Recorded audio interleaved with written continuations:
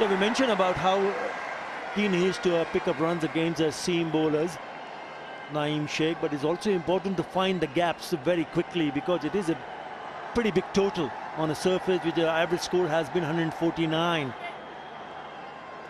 Very good economy as well for Chahar. Yeah, and when you look at Washington Sundar in the first 6 overs, his economy rate is 6. It's a great combination that India can have in the absence of people like Bumrah and Bhuvaneshwar Kumar and maybe Shami. Washington Sundar, economy of 6. Chahar, economy of 6.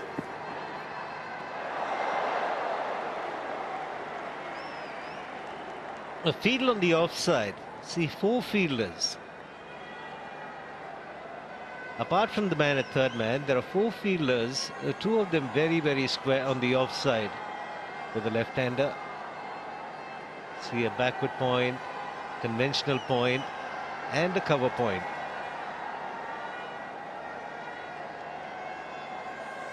Apart from the man at cover, you can see a ring of fielders on the offside.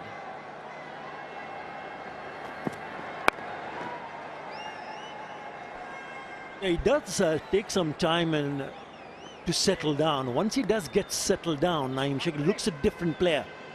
Something that he needs to work on. But important that he is still there. Bangladesh opening pair, we've already seen Liton Das have played some lovely shots. And the top 3, or rather, I should say top 5 has been in. But as I mentioned earlier, no one has got in and gone on to pick up a 50 or more apart from Mushfiqur Rahim. Great shot. Has he found the fielder? He has! Oh! Washington Sundar. There he is, looking at the fielder with a lot of remorse, I'm sure, because he had cracked that one, but straight to Washington Sundar. And India have got that danger man again. Not the ideal length, but he'll take the wicket, Deepak Chahar. And these are big boundaries, square of the wicket. Washington Sundar was the fielder in the deep. Nice reverse cup running catch, and you can see why he slipped. It's because of the dew factor. In the end, it's a very good catch. And an important wicket as well, because Liton Das can be dangerous. He's gone now for 9. It's 12 for 1.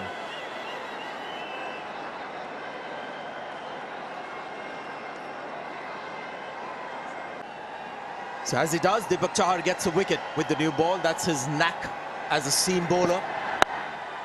Gets the wickets and he gets another one. First ball duck. Washumbo Sharkar. Chahar strikes again. Shivam Dubey takes the catch. I don't know what the hurry was. Hitting the toe end of the bat. Had to play away from the body. He'll be on a hat-trick, Deepak Chahar. 2 wickets and 2 balls. Pressure on Bangladesh. A little bit wider. He thought he had an opportunity to hit it over the top. Just couldn't get the elevation. In the end, straight forward. 2 down and 2 deliveries. Deepak Chahar is on a hat-trick. Shumo goes for naught. Bangladesh 12 for 2.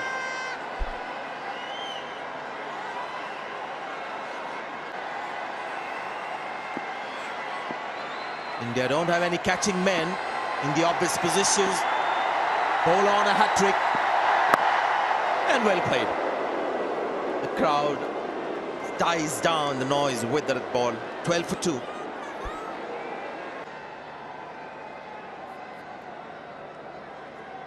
Well, this has been a great game for young players. He's got 3, Chahar, and I think he's going to be the bowler for Rohit Sharma. But the runs keep coming. Once the ball gets wet, the outfield gets wet. So hard to stop the run flow. Just quickly on the point of young players today using the stage to make a mark. We saw Shreyas Iyer played one of his best international innings, and now Mohammad Naeem. This is a good partnership. This is the kind of partnership that Bangladesh will want to carry on for the next 3-4 overs. 67 or 46 deliveries. Eminently possible. You have wickets in hand. There is the experienced Mushfiqur to come. There is Mahmudullah, the skipper. Both of them can play the big shots. Khalil struggled kind of right through this series. Washington Sundar, he's finished his quota of 4 overs. You've got Chahal, who's gone for 38 of his 3, and then you have Shivam Dube, 2 more to go from him. So this over, even if it goes for 4-5 runs, they really don't need to worry about it. And eventually what it's going to come down to is whether they'll be able to hold their nerves when they know they're going to win now. The next over, series win, not just an odd match win. This is going to be a series win for Bangladesh. So I think what's important is also at Rajkot, they lost in 5 overs. They lost 4 wickets. They avoid that, keep having these partnerships, they will win this game. This is where he's been outstanding, Chahar.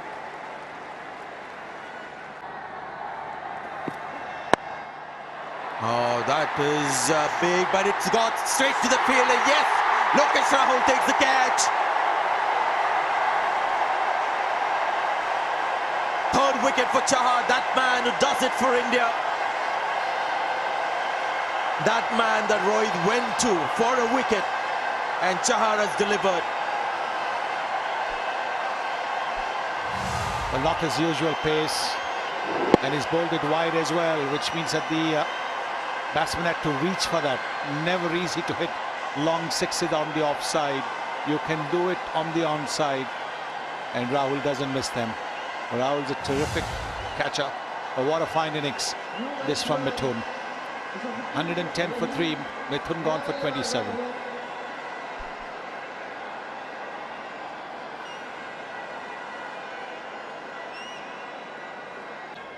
I think he's just got an understanding of the situation. I think that's what's so good about him. When the batsman's going to give the charge. And once you have that in T20 and in white ball cricket, you're always a step ahead of the batsman.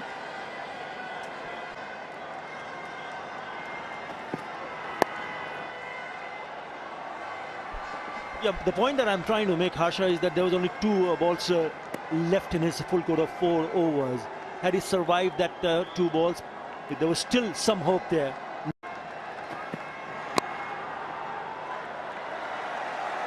I think Deepak Chahar has been super impressive. Every time he comes to play for India, there's something which he's been trying. Does swing the new ball, but he's added these things to his armory. The knuckle ball, that was his first wicket. Not the way you want as a fast bowler, but in T20 they all count. Caught deep, square leg, caught deep at long off and caught at mid off. Everything works. You just need to minimize damage and every now and then get a wicket. Yes, remember that Deepak Chahar's greatest forte is swing. And there's no swing for him with a wet ball, so he's had to work with change of pace, and that's what's made it even more admirable. And he's given nothing away. You talk about the wickets that he has taken. Look at the number of runs he's given. Just the 5 runs in his 3rd over.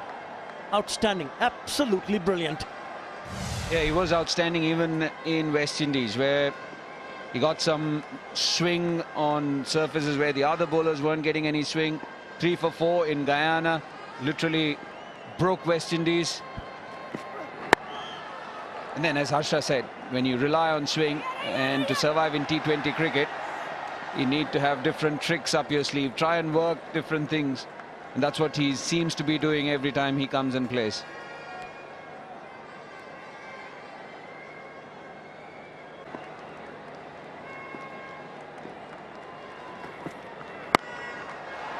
Now there's a fielder, will take it easily. KL Rahul, a 4th for Deepak Chahar. His best figures now, 4 for 7. Bangladesh sliding now towards the inevitable. Yeah, another slower bouncer. And Sheffield had to go for it. Again, these are times when the batsman has to throw his bat at everything with the asking rate touching 20. Again, wide fingers, just hitting the surface hard. It stops on the surface. You're set for your shot. It doesn't come on. Good catch. These are big boundaries here. 4th wicket to Chahar, his best figures in T20 cricket. And Rohit Sharma must be a happy man. Shafiul Islam goes for 4. It's 135 for it.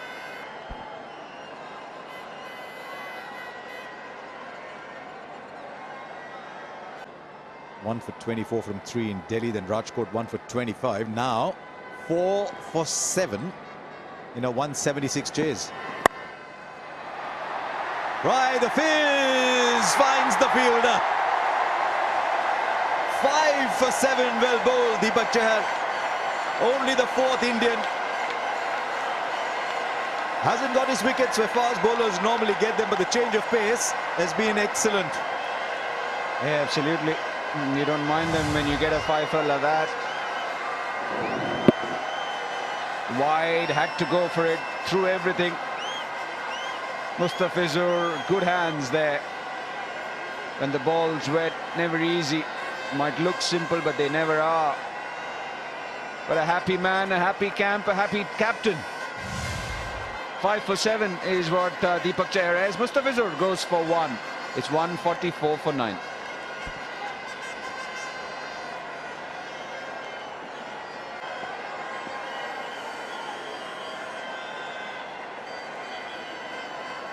Right, so much riding on this ball. It's a hat-trick ball.